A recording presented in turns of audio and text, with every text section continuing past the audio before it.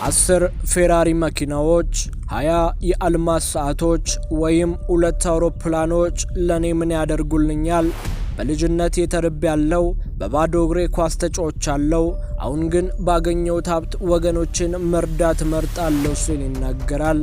ውድ የአሜን ስፖርት ተከታታዮች የጥልቅ ትህትናና ሰብአዊነት የተሞላበት የሚያንጸባርቅ ታላቅ ንግግር ተራ ንግግር አልነበረም። አዎ ከሴኔጋል አንዲት ድንክዬ መንደር ተነስቶ የዕለት ጉርሱን ለማግኘት ታግሎ ቤተሰቦቹ እግር ኳስን እንዲጫወት ባይፈቅዱለትም ሕልሙን ለመከተል ብቻ ከቤቱ በድብቅ ኮብልሎ የወጣው የድንቅ ተጫዋች የፈረንሳይቱ ሜዝ፣ የኦስትሪያው ሳልዝበርግና የእንግሊዙ ሳውዛምተን ማረፊያዎቹ አድርጎ የአውሮፓ መድረክ በብቃት አናውጦታል። በመቀጠልም በእንግሊዝ ግዙፍ ክለብ ሊቨርፑል ቆይታው ክለቡ ለበርካታ ዓመታት ጥመውት የነበረውን የፕሪሚየር ሊግና የአውሮፓ ቻምፒዮንስ ሊግ ዋንጫዎችን በማንሳት የዘመኑ ታላቅ መሆን ችሏል።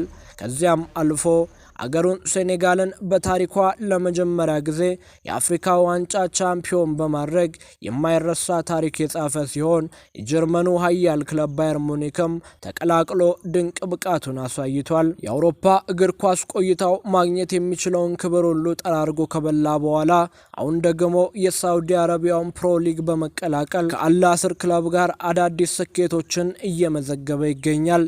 በዚሁ አንጸባራቂ የስፖርት ሕይወቱ የቻምፒዮንስ ሊግ፣ የፕሪሚየር ሊግ፣ የቡንደስሊጋና የአፍሪካ ዋንጫን ጨምሮ በአጠቃላይ ከ12 በላይ ግዙፍ ዋንጫዎችን ሰብስቧል።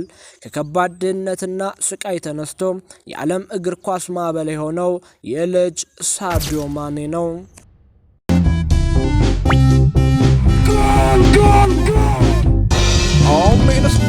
አሜን ስፖርት በሴኔጋል ደቡባዊ ጫፍ የምትገኘው ባምባሊ አንዲት ትንሽና ድምፅ የሌላት መንደር ነች።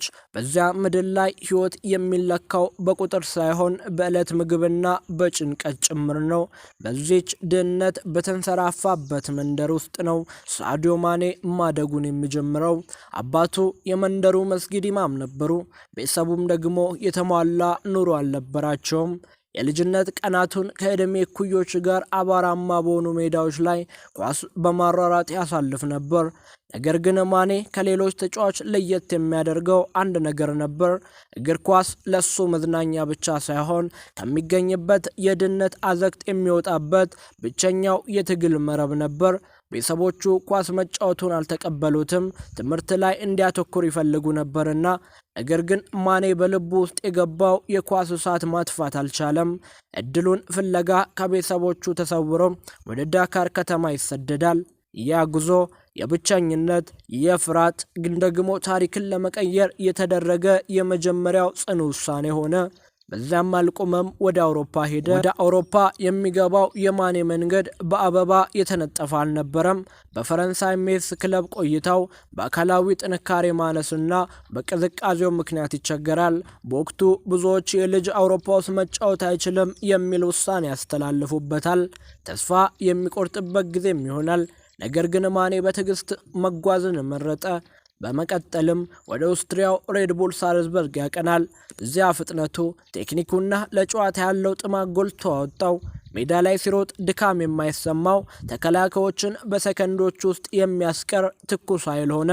እዚያ የነበረው ቆይታ በእግር ኳስ ዓለም አዲስ ክስተት እየተፈጠረ መሆኑን የሚያበስር የመጀመሪያው ትልቅ ምዕራፍ ሆነ። ከዛ ወደ እንግሊዝ ምድር መጣ። እውነተኛ የዓለም ትኩረት ያገኘው በእንግሊዝ ፕሪሚየር ሊግ ውስጥ ነው። በሳውዛምተን ያሳየው ድንቅ ብቃት፣ በተለይም በታሪክ ፈጣኑ የአትሪክ ግብ በማስቆጠር የሰራው ክብረ ወሰን አይረሴ ነው። ከዛ ወደ ታላቁ ክለብ ወደ ሊቨርፑል ይዘዋወራል። ከዚያ በኋላ የሳዲዮ ማኔ ታሪክ በወርቅ ፊደላት መጻፍ ይጀምራል። ከሞሳላና ከሮበርት ፈርሚኖ ጋር በመሆን የፈጠረው ኤምኤስኤፍ አጥቂ መስመር የአውሮፓን መጻሕፍት ገለበጠ። ፕሪሚየር ሊጉን አሸነፈ። በቡድኑ ታሪክ የረጅም ጊዜ ቻምፒዮንስ ሊግ ድርቅን ሰበረ። በሜዳ ላይ ትህትናው፣ ከሜዳ ውጭ ያለው ቀለል ያለ ስብዕናው ከክሎቱ በላይ የሰዎች ልብ ማረከ። ጀርገን ክሎፕ ስለሱ ሲናገር የማኔ የስራ ትጋትና ንጹህ ልብ የቡድኑ እውነተኛ አንቀሳቃሽ ሞተር ነው ሲል ይገልጸዋል። ከዛም ወደ ጀርመኑ ኃያል ክለብ በመሄድ ኮከብነቱን ሳያጠለሽ ወደ ሳውዲ ሊግ ወደ አዲስ ህይወት ተሸጋገረ። ዛሬ ላይ ሳዲዮ ማኔ በሳውዲ ፕሮ ሊግ ክለብ አልናስር ከክርስቲያኖ ሮናልዶ ጋር በመሆን ድንቅ ጊዜውን በማሳለፍ ላይ ይገኛል። ከክለብ ጨዋታው ባለፈም ለአፍሪካ እግር ኳስ ያለውን ታላቅ ፍቅርና አመራር በ2025 በሞሮኮ በተካሄደው የአፍሪካ ዋንጫ ፍጻሜ ላይ አስመስክሯል። እዚያ ታሪካዊ ጨዋታ ላይ ከፍተኛ ውጥረት ተፈጥሮ የሴኔጋል ተጫዋች በዳኛ ውሳኔ ተናደው ሜዳውን ለቀው ሲወጡ ማኔ ብቻውን ሜዳው ላይ በመቅረት ቡድኑን በመለመንና በማሳመን ውርደት ሊፈጠር ይችል የነበረውን አደጋ መቀልበሱ የማይረሱ የቅርብ ጊዜ ትውስታ ነው። ጨዋታው ተመልሶ እንዲቀጥል በማድረግ ሴኔጋል ዋንጫውን እንድታነሳና ከውርደት እንድትድን የዕለቱ ታላቅ ጀግና ሆኗል። ብዙ ተጫዋቾች በሚሊዮኖች የሚቆጠሩ ዶላር ሲያገኙ የሚያስቡት የቅንጦት መኪናዎችና የፓርቲ ህይወትን ነው። ሳዲዮ ማኔ ግን የተለየ ነው። በሚሊዮን የሚቆጠር ዶላር አፍሶ በባምባሊ ከተማ ዘመናዊ ሆስፒታል፣ ትምህርት ቤትና ቤተሰቦች ወራዊ ደሞዝ እንዲያገኙ አድርጓል። ለተቸገሩት ማቴሪያል ብቻ ሳይሆን የሞራል ድጋፍ የሚሰጠው ይህ ሰው በሰዎች አእምሮ ውስጥ የሚኖረው በዋንጫዎች ብቻ ሳይሆን በሰብአዊነቱና በሜዳ ላይ ባሳየው የሰከነ የአመራር ብቃት ነው። ሳዲዮ ማኔ ከየት እንደመጣ ፈጽሞ አይረሳም። የእግር ኳስ ባለሙያዎች በሜዳ ላይ ስላስቆጠሯቸው ግቦች ሲያወሩ፣ እኛ ግን ከሜዳ ውጪ የሰው ልጅነትን ላስተማረው እና የአፍሪካ እግር ኳስ ክብረ ወሰን ላዳነው የባምባሊ ልጅ እውነተኛ አክብሮት እንሰጣለን። ውድ የአሜን ስፖርት ተከታታዮች ለዛሬ የነበረን በሳዲዮ ማኔ የህይወት ታሪክ ላይ ያቀነቀነው ትረካችን ይህን ይመስል ነበር። እስከ መጨረሻው አብራችሁን ስለቆያችሁ እናመሰግናለን። ቸር ሰንብቱ።